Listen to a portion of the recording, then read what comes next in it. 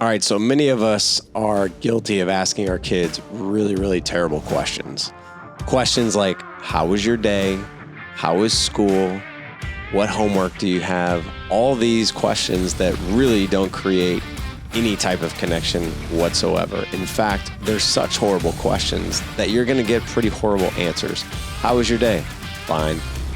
Good. Boring. It's not going to get us anywhere.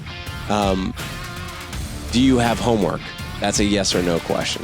And your kids are dreading that you're asking it. Not that these questions aren't somewhat tiny, maybe minusculely effective, but they really don't provide any type of connection, any type of depth to the relationship, or any type of really anything that's going to pole vault us into a good conversation. What we truly want is we want to ask our kids really good questions that get them thinking, that we guide them into gratitude, that we guide them into a growth mindset, and that we have a way to continue the conversation even in the following day. So if you've been following me for any amount of time, you know I'm not a fan of how was your day. I hate that question. A better question to ask your kids, if you want to be really effective and if you want to really create connection with them and you want to be genuinely interested in their life and they want to view you as someone who's genuinely interested in their life, reframe the question. And the first question is this. I'm going to give you the psychology behind all three of these questions. The first question is this. What was the best part of your day? Or tell me a high point moment today that was really meaningful to you. Now, what you're doing with that question is you're not going to get a one-word answer.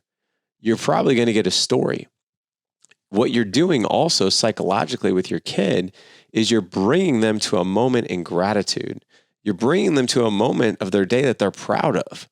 And think about it. Anytime we are able to share something that we're proud of or something that we're excited about or something we have gratitude about with somebody else, we view that person as like, wow, this is a very different conversation. This conversation feels really, really good. I'm actually excited to talk to this person.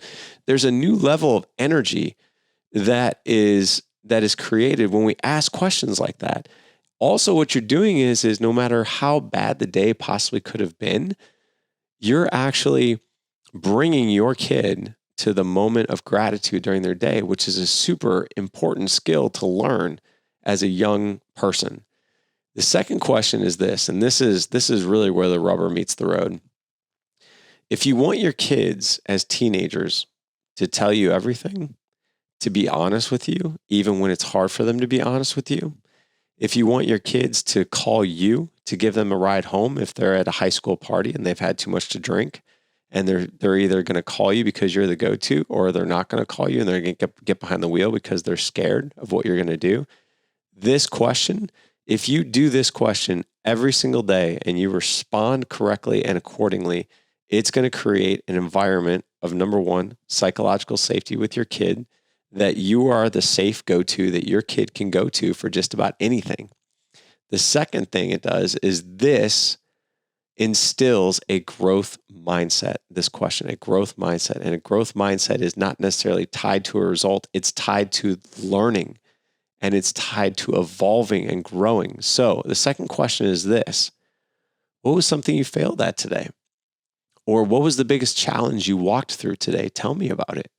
Now, what happens is this is where you're going to get some information that you probably otherwise wouldn't. But with that first question, you've already set the stage for a comforting conversation.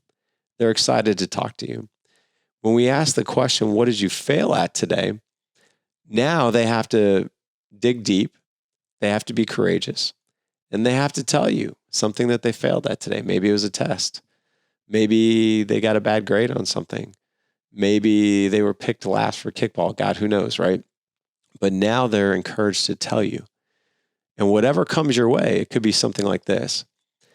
Yeah, so I got a D on that science test.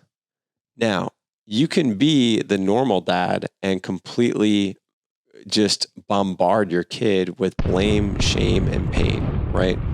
And we all know how that goes. I'm not saying that that there is there's a lack of discipline when it comes to this question, but what you want to create is an environment of psychological safety. A lot of times what this question will do, if done properly, is you can ask deeper questions to help your kid get to their own solutions. So let me give you an example. This is actually a real example from a conversation I had with my kid. What was something that you failed at today? Or what was something that challenged you today? And what'd you learn? And my son told me with a big, deep breath, I got a D on that science test. And now, as his father, there's that part of me that wants to treat him like I was treated as a kid, which is, didn't I tell you to study for that? Why were you on your phone so much this week? You could have taken that time and studied more. You knew this test was coming. Why didn't you study for it? I could do that, right? And then he's immediately going to shut down. And the likelihood of him telling me something that he is otherwise courageous to not tell me is probably pretty minimal. So he's probably not going to want to come and talk to me about much else, especially things that he knows are going to trigger me. But I could instead be the guide to a growth mindset to help him get to his own solution. So the conversation went like this. You got a D on the science test. Tell me more about that. Yeah, I got a D on the science test. Like there were some questions on it that I just really wasn't prepared for. And, it really sucked. Yeah, I bet it did, man. It does suck to get a D, especially if that test is important to you. Let me ask you this. If you had to study for the test or prepare for the test all over again, would you do anything different? If so, what would that be? And once that psychological safety is created and the kid knows he's not necessarily in trouble, he's probably going to come clean on a few other things. He's like, yeah, I didn't study as hard as I should have, looking back on it. In fact, the test was over 6 chapters. I really only studied 3. So I guess if I were to do anything over again, it would be, I would study all 6 chapters, or probably spend a little bit more time studying.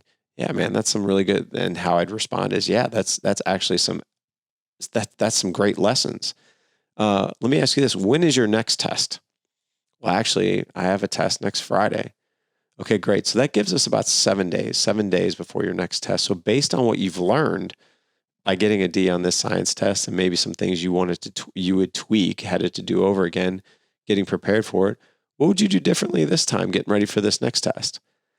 And they'd be like, you know what? I think I'm going to study every day, and I'm actually going to partner up with Gavin, who's really, really good at science, and see if he'll study with me, because I actually learn better in a group environment.